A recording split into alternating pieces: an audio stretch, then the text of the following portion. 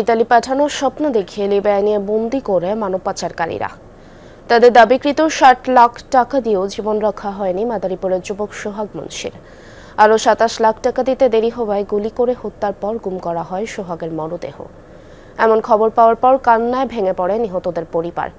মানব পাচারকারীদের সর্বোচ্চ শাস্তি সহ মরদেহ দেশে ফিরিয়ে আনার দাবি জানিয়েছেন স্বজন ও স্থানীয়রা।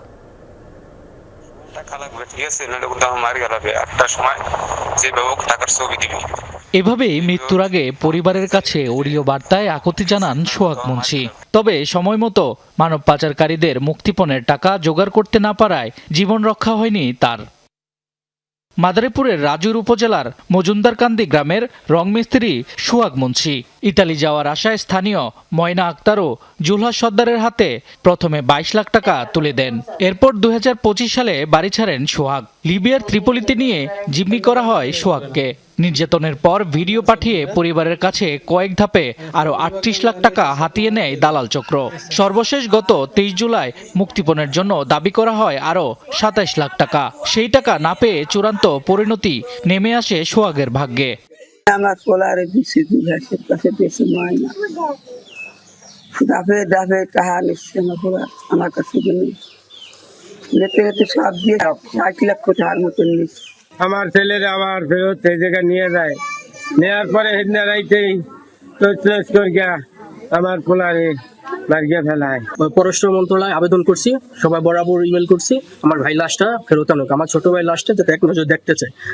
জড়িতদের দৃষ্টান্তমূলক শাস্তির পাশাপাশি সোহাগের মরদেহ দ্রুত দেশে ফিরিয়ে আনার দাবি স্বজন ও এলাকাবাসীর।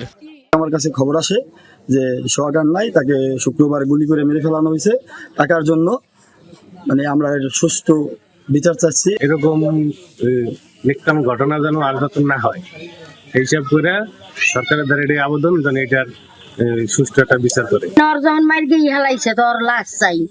এ ঘটনায় নিহত সোহাগের মা শাহিনুর বেগম বাদী হয়ে মামলা করেছেন। গ্রেফতার হয়েছে প্রধান আসামি জুলহাস সর্দার।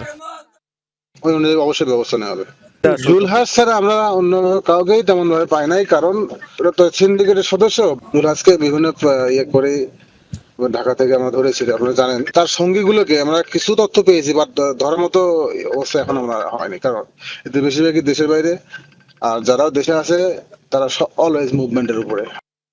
পরিবার জানায় এখনো লিবিয়ায় মানব পাচারকারী চক্রের হাতে জিম্মি মাদারীপুরের একজন সহ অন্যান্য জেলার ১০ জন যুবক। শামস তাবরিজ উচ্ছ্বাস, যমুনা নিউজ।